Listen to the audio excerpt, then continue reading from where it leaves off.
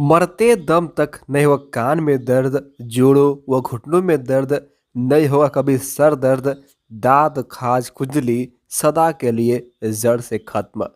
दोस्तों, आप सभी लोगों का स्वागत है हमारे चैनल में। हमारे देश भारत की जलवायु ऐसी है जहाँ पर तरह तरह के पेड़, तरह तरह के वनस्पति पाए जाते हैं, जो कि मनुष्य जाति के लिए किसी वरदान से कम नहीं होते हैं। और पहले के समय में इस वनस्पतियों का प्रयोग करके ना तमाम गंभीर से गंभीर बीमारियों का इलाज घर पर ही रह करके किया जाता था। लेकिन अभी के समय में ना हम सभी लोग इस वनस्पतियों को ना भूलते चले जा रहे हैं। क्या दोस्तों, आज के इस वीडियो में ना मैं आपको एक ऐसे वनस्पति के बारे में बताने वाला हूँ जो कि दोस्तों हमारे देश भारत में ना हर जगह पर पाया जाता है। सामान्यतः जो पौधा होता है ना किसी दूसरे पौधे के ऊपर चढ़ा होता है। क्या दोस्तों, आपने इसको कहीं ना कहीं तो जरूर देखा होगा। क्या दोस्तों, ये जो पौधा आप देख रहे हैं ना, ये जो आप फल देख रहे हैं, इस फल का नाम है दोस्तों कुंदरू। इसके कई जगहों पर कुंदरी कहते हैं, कुदली कहते हैं। इसके साथ साथ इसको ना नेपाली में कुंदी कहते हैं, तो गुजराती में घोला कहते हैं। और जितने भी लोग इस वीडियो को पंजाब से देख रहे हैं ना, तो पंजाब में इसको घोल कहते हैं।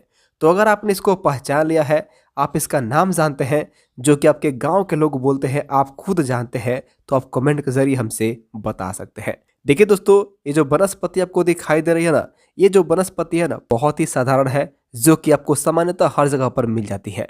लेकिन फायदों के बारे में बात करें ना, तो ये बहुत ही गुणकारी होती है। इससे आप ना सिर का दर्द बहुत जल्दी ठीक कर सकते हैं।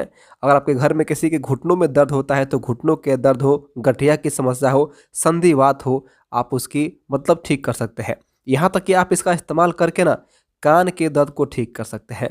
दाद खाज खुजली हो गया है, तो दाद खाज खुजली यानी चर्म रोग को भी ठीक कर सकते हैं। मुंह में छाला हो गया है, तो छाला को भी मिटा सकते हैं। तो ध्यान से आप इस वीडियो को पूरा जरूर देखिए। और अगर आपको ये जानकारी ज़रा सा ही पसंद आ रही है, तो आप इस वीडियो को एक लाइक कर दीजिए। दोस्तों, आपका एक लाइक करना ना हमारी मेहनत को सफल बनाता है। तो दोस्तों, ये जो पौधा होता है ना, इसके जड़, फल, फूल, तना का इस्तेमाल औषधियों में सबसे ज़्यादा होता है। तो अगर आप इसका ना देखेंगे, तो आपके आसपास ना मार्केट में इसकी सब्जी आसानी से मिल जाती है। इसको कुंदरू कहते हैं, कुंदरू के नाम से प्रसिद्ध है। और ये देखिए, ये जो फल पके हुए हैं ना, तो पकने के बाद बिल्कुल लाल हो जाते हैं। और पकने से पहले ना ये कुछ इस तरह से हरे हरे से होते हैं। तो अगर आपके मुंह में ना छाले हो गए हैं, तो ये जो कुंदरू के हरे हरे जो फल आपको दिखाई दे रहा है ना, इसको लेकर के मुंह में अंदर चूसते हैं ना, तो मुंह के छाले ठीक होते हैं। अगर मुंह से बदबू आती है, तो मुंह के बदबू को भी मिटा देता है। तो हरे हो या फिर पके हुए हो, सभी का प्रयोग होता है। इसकी सब्जी बना करके लोग बहुत खाते हैं। इसके साथ साथ कई जगहों पर ना इसके जो फूल आप यहाँ पर देख रहे हैं ना, इस फूल की साग भी बना करके खाई जाती है। तो किस बीमारी में किस तरह से इसका प्रयोग करना है, चलिए मैं आपसे बताता हूँ। सबसे पहले आपको जहाँ पर भी ये पौधा दिखाई दे, तो आप इसको ना जैसे मैंने तोड़ करके यहाँ पर रखा हुआ ना, वैसे ही आप इसको तोड़ करके ले करके आए। यानी कि इसके पत्ते लगे होने चाहिए, और हो सके तो इसके फल भी लगे होने चाहिए।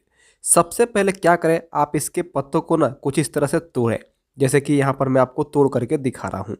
देखिए दोस्तों, औषधियों में ना जो पेड़ पौधे होते हैं ना, इसके जड़ का भी प्रयोग होता है, इसके तना का भी प्रयोग होता है, इसके साथ साथ ना इसके फल का भी प्रयोग होता है। तो इसके जड़ का जो प्रयोग होता है ना, वह प्रयोग है जोड़ों में दर्द हो, घुटनों में दर्द हो, या फिर सिर का दर्द हो। तो सबसे पहले हम बात करते हैं इसके पत्तियों का प्रयोग किस किस बीमारी में होता है। तो इसकी पत्तियों की सहायता से ना आप जो है ना दाद खाज खुजली को ठीक कर सकते हैं। कान में दर्द होता है तो उसको ठीक कर सकते हैं। तो इसके पत्तियों को सबसे पहले क्या करेंगे ना, साफ पानी से धो लेंगे। साफ पानी से धोने के बाद आप इसको इमाम दस्ते में डाल करके अच्छे से इसको कूटें, ताकि इसका रस बाहर निकल सके।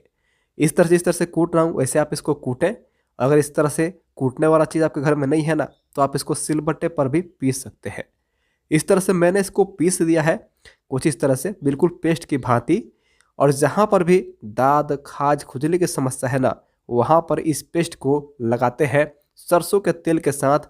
दोस्तों, दाद खाज खुजली में ना बहुत फायदा करता है।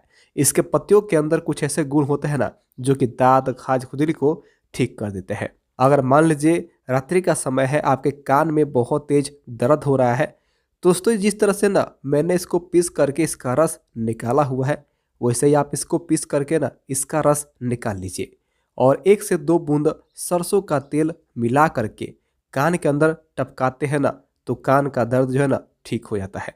लेकिन दोस्तों इसका प्रयोग ना किसी वैद्य की निगरानी में ही करनी चाहिए। कई बार क्या होता है ना, सही मात्रा का ज्ञान नहीं होता है तो दवाई जो होता है ना गलत तरह से असर कर देता है।